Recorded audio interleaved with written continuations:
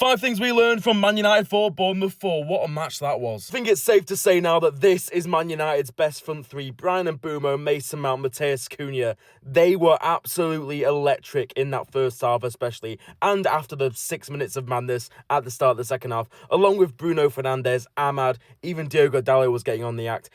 It's such a good watch. And United have other options. Now that Bryan Mbeumo is going to AFCON for a few weeks, United can either bring in Benjamin Sesko, play him as the striker with Matheus Cunha as one of the number 10s, or keep Matheus Cunha there and play Joshua Zirkzee as the right-sided 10. It's looking good attacking-wise. But on the flip side, yeah, that is not good, is it? 4 goals at home to a Bournemouth side, winless in 8 games. And it's been like this all season, hasn't it? Only Bournemouth and Leeds have conceded more outside of the bottom 3. 26 goals in 16 games. It's just not good enough. We need to get that solved as early as possible. And while I actually had a good night at Old Trafford, I was very entertained. It's another negative. The home form is a worry.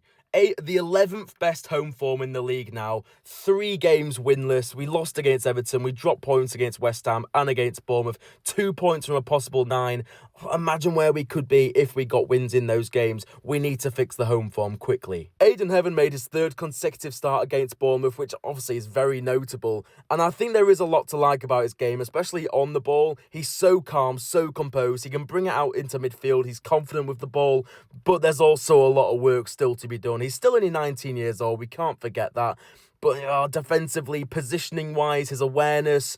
Yeah, he was at the scene of the crime one too many times against Bournemouth, and it just showed how much we do miss Matthias de Ligt, Harry Maguire. We need at least one of them back in the defence very soon. And finally, while I don't blame Ruben Amorim for the 2 points dropped, I don't think it was his fault. I think he actually coached a win against Bournemouth, to be honest. He did annoy me a little bit with his selection. Shea Lacey, where was he? Where was he? Listen, I get that Benjamin Sesko was back in the squad and that was the official reason, I suppose, but with all due respect, Tyrell Malacia, really?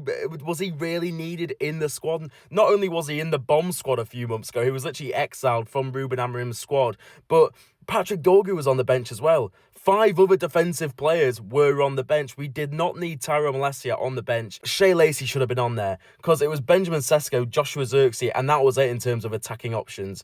That was quite disappointing, especially on a day where, let's be honest, Ruben Amorim and his sort of youth neglection was a hot topic. Disappointing, but hopefully Shea Lacey's debut is coming very soon, especially with Bryan Mbeumo now at AFCON. And Ahmad, who, by the way, his performance against Bournemouth is just going to make me miss him even more in the next few weeks. What a performance. What a player.